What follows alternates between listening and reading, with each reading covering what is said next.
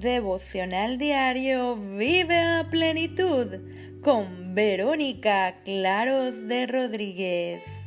Un texto que con frecuencia se entiende mal, se trata de Hebreos capítulo 2, versículo 17, donde dice: por lo cual debía ser semejante en todo a sus hermanos, para venir a ser misericordioso y fiel sumo sacerdote en lo que a Dios se refiere, para expiar los pecados del pueblo.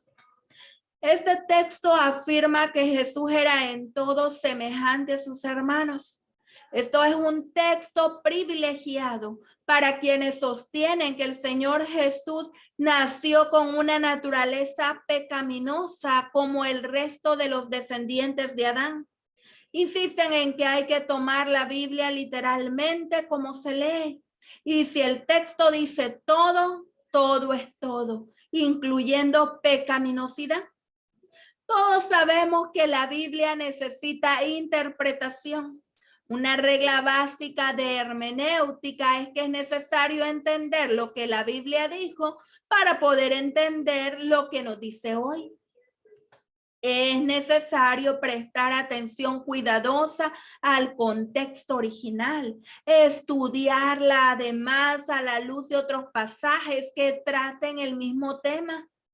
Notemos, por ejemplo, lo que dice el texto más conocido de la Biblia: porque de tal manera amó Dios al mundo que ha dado a su Hijo unigénito. Esta palabra significa único, sin igual. Y si el Señor Jesús es único, que no hay otro como Él, debe haber alguna diferencia entre Él y sus hermanos. Y claramente podemos notar algunas diferencias básicas. Número 1, Jesús fue diferente en su nacimiento. Su nacimiento fue un milagro de Dios. Fue concebido por obra del Espíritu Santo. No tuvo padre humano como nosotros. La Biblia lo llama santo al nacer. Número 2, en su vida, Jesús fue siempre santo, inocente, sin mancha. Él fue humano y divino, nosotros no. En el caso nuestro, ciertamente no hay hombre justo en la tierra que haga bien y nunca peque. No hay justo ni aun uno. Número 3, en su muerte, Jesús murió vicariamente como sustituto, cargado con los pecados de la humanidad. Cristo murió por nuestros pecados. Su muerte fue única. Y número 4, en su resurrección, Cristo resucitó después de haber muerto la muerte segunda, al sufrir y recibir el castigo por el pecado.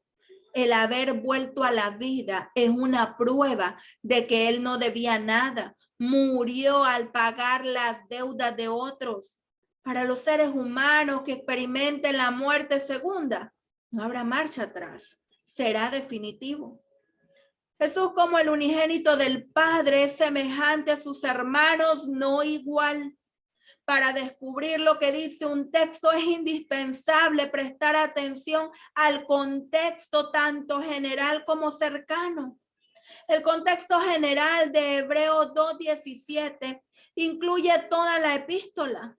Si comprendemos cuál es el tema central de la epístola o el propósito por el cual fue escrita, esto puede arrojar luz sobre textos individuales.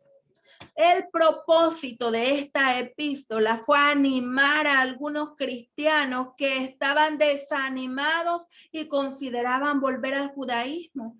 Lo notamos en varios pasajes. Por ejemplo, cuando el apóstol dice: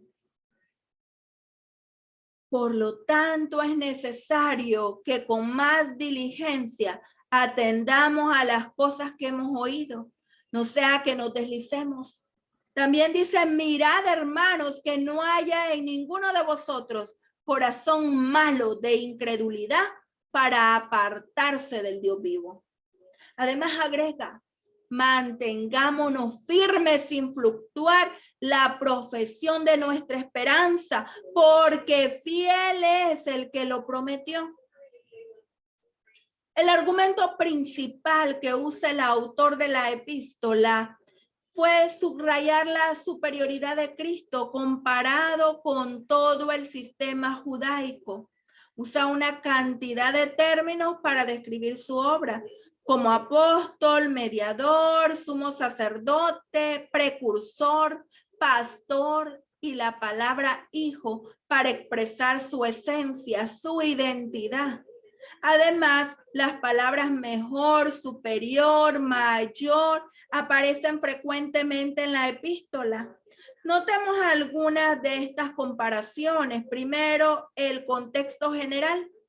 El libro de Hebreos habla sobre la superioridad de Cristo, superior a los ángeles, tanto mayor gloria que Moisés, un gran sumo sacerdote, una mejor esperanza, un mejor pacto, mejor ministerio, mediador de un mejor pacto, sobre mejores promesas, con mejores sacrificios.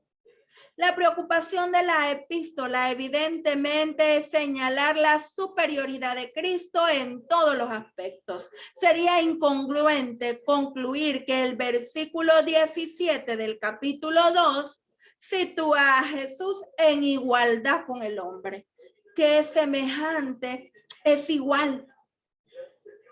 Número 2, el contexto inmediato. El versículo 14 enfatiza la realidad de la encarnación por cuanto los hijos participaron de carne, él también participó de lo mismo. No se refiere a la naturaleza humana, sino que establece la realidad de su humanidad.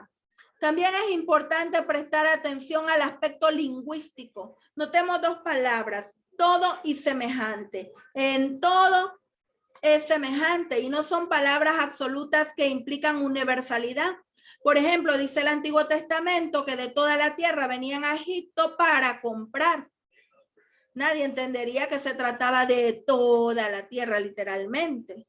Pablo escribió también a los romanos, vuestra fe se divulga por todo el mundo. Obviamente se refirió al mundo del Imperio Romano. En todo semejante a sus hermanos, la palabra traducida como semejante en griego se translitera como homoioma, que significa parecido, que significa similar. Jesús era igual al Padre y semejante a sus hermanos. Jesucristo tomó sobre sí mismo la naturaleza con todas sus debilidades, pero se mantuvo libre de la corrupción heredada y de la depravación y de la práctica del pecado. No poseía propensiones ni inclinaciones al mal, ni siquiera pasiones pecaminosas.